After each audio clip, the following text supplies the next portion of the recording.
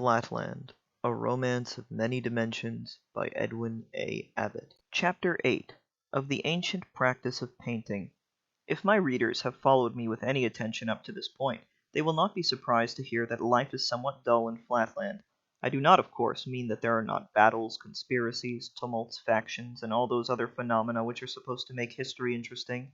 Nor would I deny that the strange mixture of the problems of life and the problems of mathematics, continually inducing conjecture and giving the opportunity of immediate verification, imparts to our existence a zest which you in Spaceland can hardly comprehend.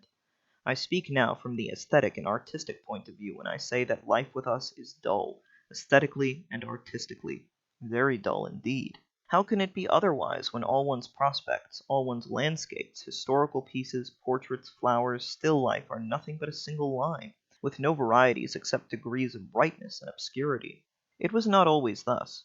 Color, if tradition speaks the truth, once for the space of half a dozen centuries or more, threw a transient splendor over the lives of our ancestors in the remotest ages. Some private individual, a pentagon whose name is variously reported, having casually discovered the constituents of the simpler colors and a rudimentary method of painting, is said to have begun decorating first his house, then his slaves, then his father, his sons and grandsons, lastly himself.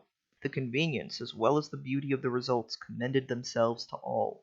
Wherever Chromatistes, for by that name the most trustworthy authorities concur in calling him, turned his variegated frame, there he at once excited attention and attracted respect.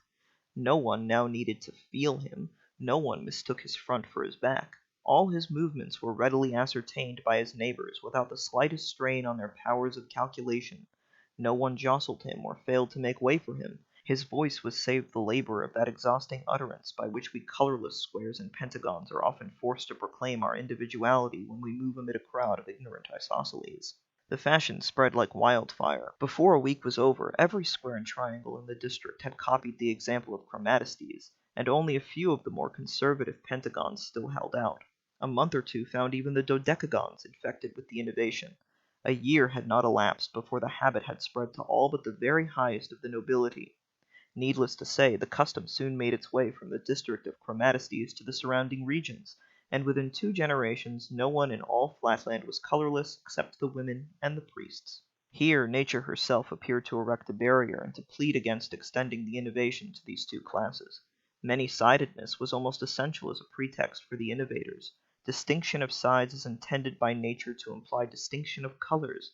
Such was the sophism which in those days flew from mouth to mouth, converting whole towns at a time to the new culture, but manifestly to our priests and women this adage did not apply. The latter had only one side, and therefore, plurally and pedantically speaking, no sides.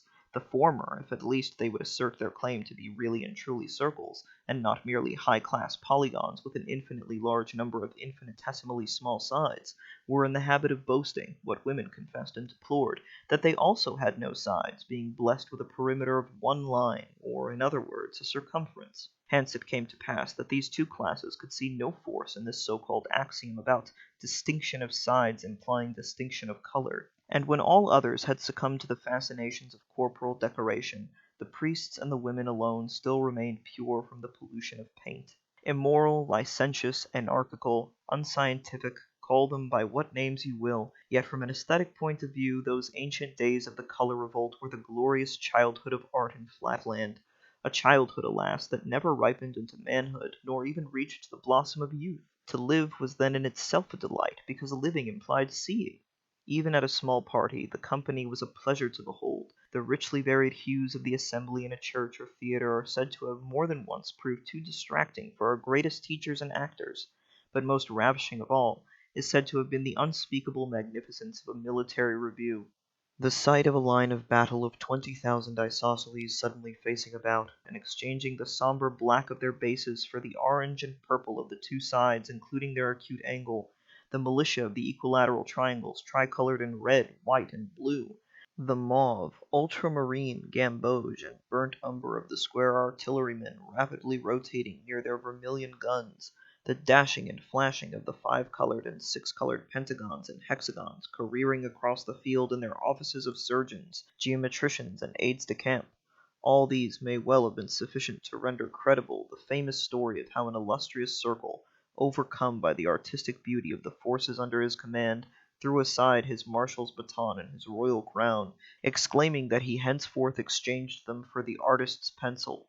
How great and glorious the sensuous development of these days must have been is in part indicated by the very language and vocabulary of the period. The commonest utterances of the commonest citizens in the time of the color revolt seem to have been suffused with a richer tinge of word or thought, and to that era we are even now indebted for our finest poetry and for whatever rhythm still remains in the more scientific utterance of these modern days.